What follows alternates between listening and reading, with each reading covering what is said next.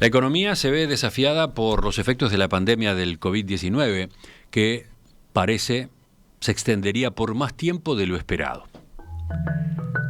En este contexto, ¿cuán factible es la recuperación económica que el gobierno previó en el proyecto de ley de presupuesto?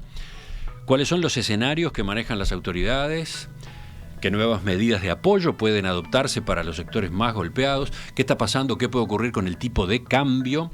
Bueno, de estos temas vamos a conversar a partir de este momento con la ministra de Economía y Finanzas, Azucena Arbeleche.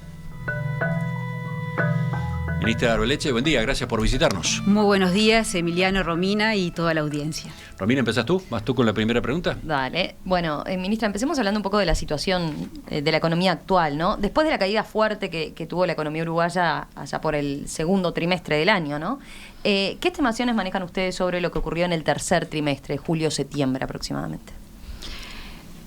Romina, primero, como tú decís, el primer dato, el último dato que tenemos del producto es el del segundo trimestre, y recordemos que fue una caída importante de casi 11% del producto, si lo comparamos con el mismo trimestre del año pasado. Lo que tenemos a partir de ahí son indicadores de avance que nos muestran que hay cierta recuperación que se estaría reflejando en el tercer trimestre. Esos indicadores de avance, que son indicadores de avance porque antes de tener los datos de cuentas nacionales, lo que es la actividad medida a través del Producto Interno Bruto, nos están mostrando que hay esta cierta recuperación. ¿A qué le llaman indicadores de avance para que los oyentes Y para que tengan los una idea? oyentes entiendan, tenemos por una parte lo que es la recaudación de la DGI, la recaudación bruta de la recolección de impuestos, que ahí tenemos una caída bien importante en el mes de abril, y esa caída, se mantienen las caídas hasta agosto, pero cada vez son menores. Y el último dato, que corresponde al mes de septiembre, ya observamos un aumento de casi un punto porcentual en la comparación septiembre-septiembre, interanual. También un indicador que se utiliza porque muestra bastante lo que luego sucede, lo que está sucediendo con la economía, es la venta de automóviles 0 kilómetros.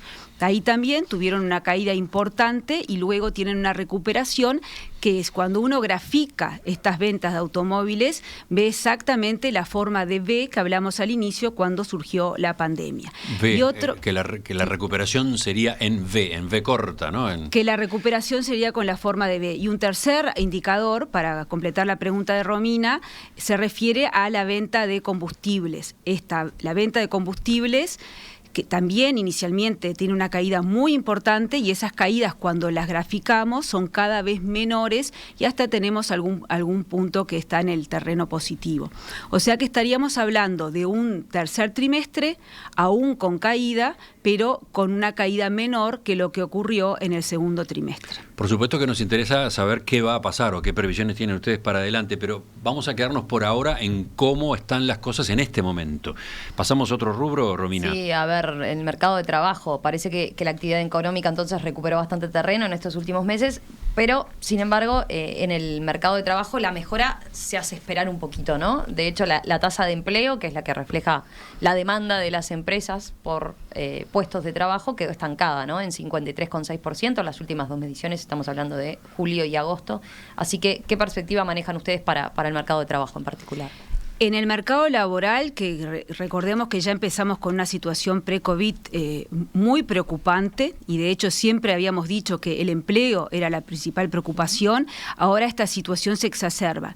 Sin embargo, Romina, si uno mira lo que ha sucedido con las personas que están en seguro de desempleo, también ahí observamos que una caída, o sea, cada vez son menos las personas que están en seguro de desempleo.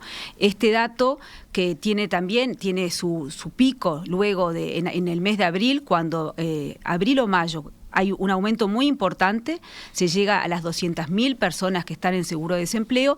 Esto gradualmente viene bajando hasta el mes de agosto, septiembre. Y ahí hay personas que están tanto por el esquema tradicional de seguro de desempleo como por el esquema nuevo, que es una de las medidas con la que respondió el gobierno muy tempranamente, que es el esquema de seguro de desempleo parcial y el seguro de desempleo flexible.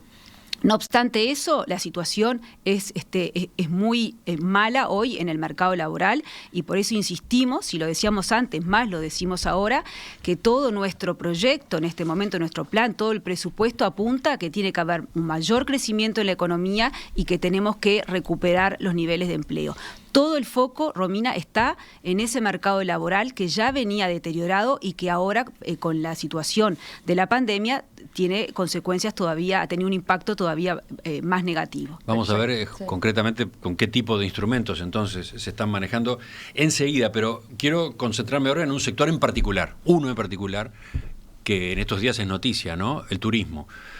Con la decisión de la semana pasada que el Poder Ejecutivo anunció, la de mantener cerradas las fronteras en la temporada de verano, el turismo sufre un golpe extra al que viene cargando ya desde marzo, ¿no? No va a tener a los visitantes del exterior para empezar a salir de la parálisis esa en la que se encuentra, solo quedará jugado a lo que pasa con el turismo interno.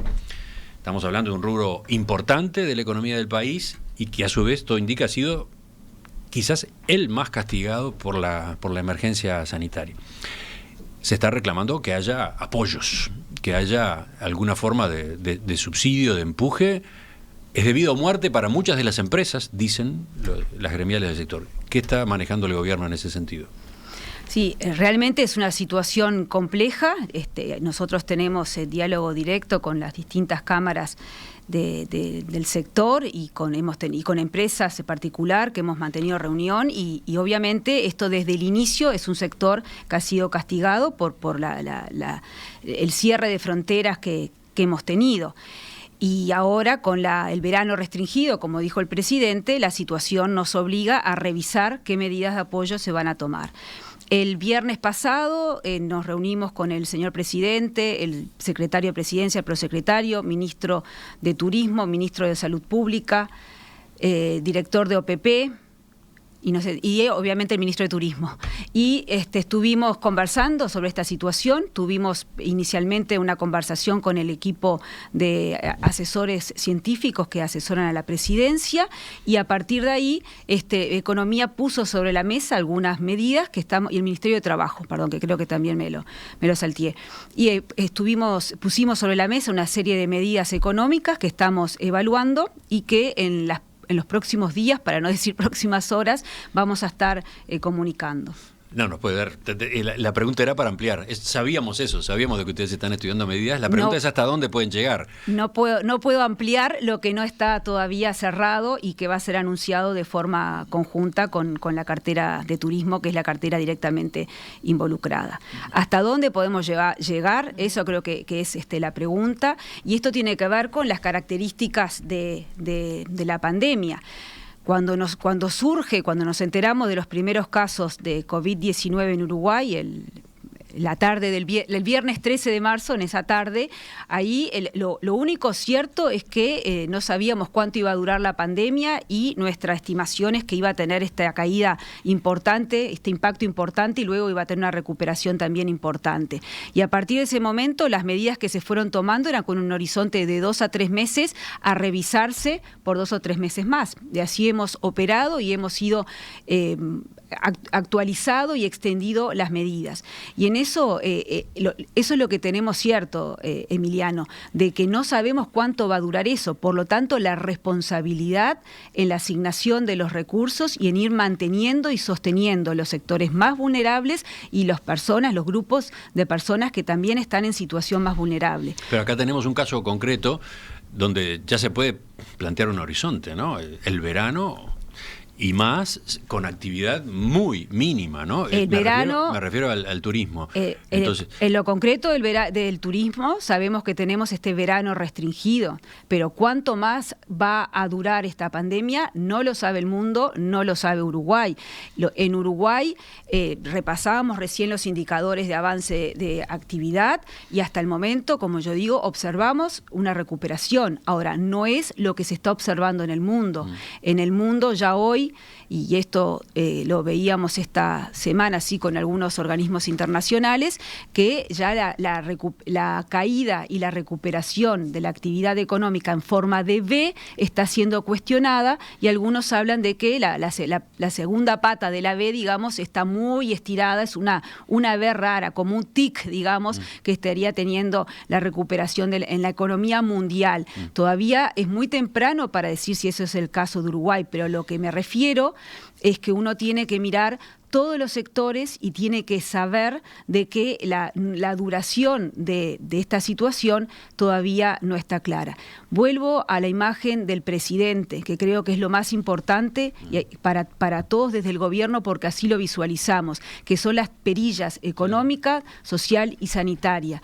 Esa sintonía de las perillas es lo que uno va viendo la medida que va estudiando los casos, como si hay más brotes o no, y cuáles son, cómo se están transmitiendo esos brotes, cuál está siendo el impacto social, y bueno, y lo económico ahí se acomoda para apoyar lo sanitario y lo social e intentar, como dijimos desde un principio, que los motores de la economía no se apaguen y que siga funcionando. Sí, pero de sus palabras deduzco que justamente teniendo en cuenta esa incertidumbre, teniendo en cuenta que por lo tanto lo fiscal incluso es un misterio, qué va a pasar con la recaudación, etcétera, ustedes tienen que ser, o se han planteado ser muy prudentes a la hora de aprobar medidas, por ejemplo, medidas de apoyo a un sector, etcétera.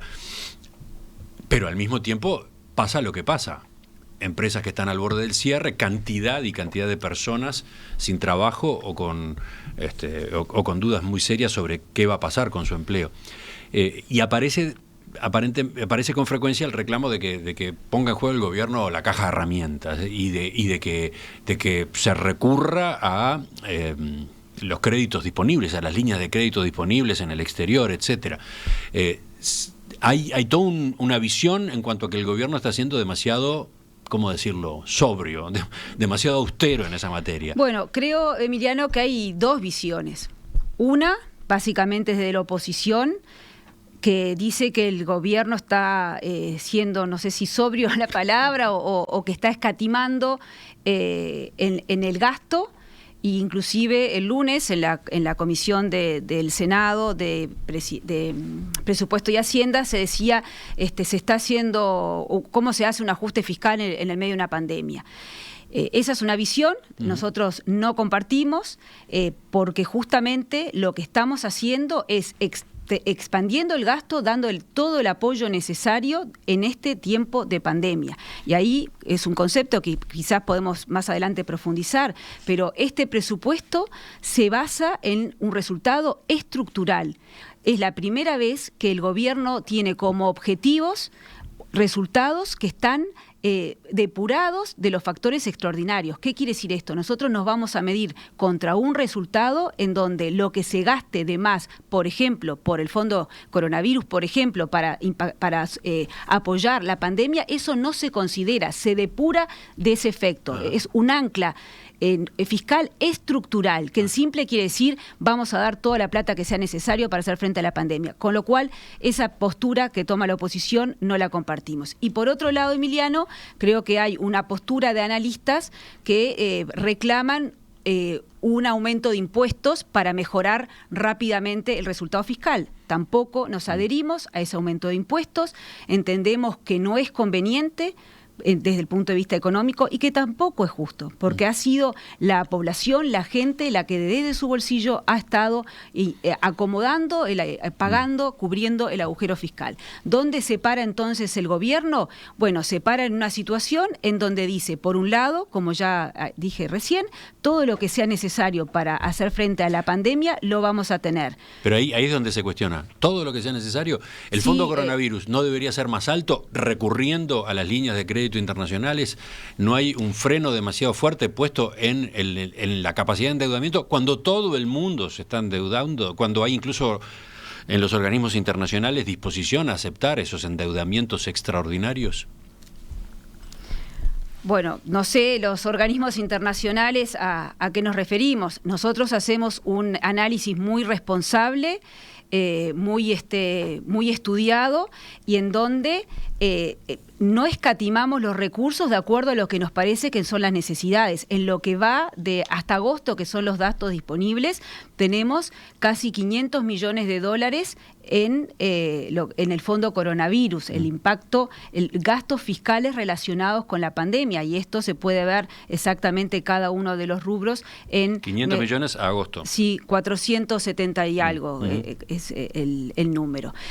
La estimación que nosotros tenemos en este momento de la totalidad del fondo coronavirus es por un total de unos 770 millones de dólares, que es algo más de 1,6% del producto.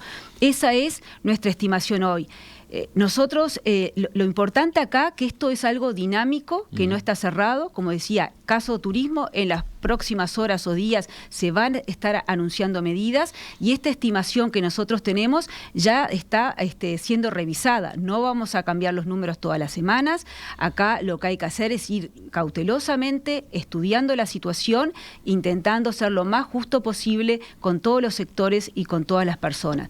Reitero, no sabemos cuánto va a durar la pandemia, por lo tanto hay que ir cautelosamente dando las medidas de apoyo. Siempre lo urgente es lo urgente, y hay cuestiones que no pueden esperar, y por eso hay medidas que se tomaron muy tempranamente y van a tener sí, su impacto fiscal. Ahora, Emiliano, acá no se trata de un tema de falta de disponibilidad de recursos. Aquí Uruguay le ha ido muy bien cuando fue al mercado y solicitó, emitió un bono, le ha ido muy bien desembolsando a buenas tasas de los organismos multilaterales de crédito, pero aquí tenemos que entender el esfuerzo que se hace en términos fiscales, el incremento de la deuda, que ya sabemos que este año estimamos que va a ser de 10 puntos del producto, porque también es responsable que esa es lo que hoy estemos haciendo se pueda mantener a lo largo del tiempo. O sea, hay una responsabilidad fiscal de que todas las políticas, en particular las políticas sociales, se puedan mantener a lo largo del tiempo. O sea, más allá de las calificadoras, hay un tema de responsabilidad en los recursos económicos que obviamente desde nuestra cartera es lo que por lo que abogamos en esta sintonía de las perillas. Ya continuamos, estamos con la ministra de Economía y Finanzas, Azucena Arbeleche.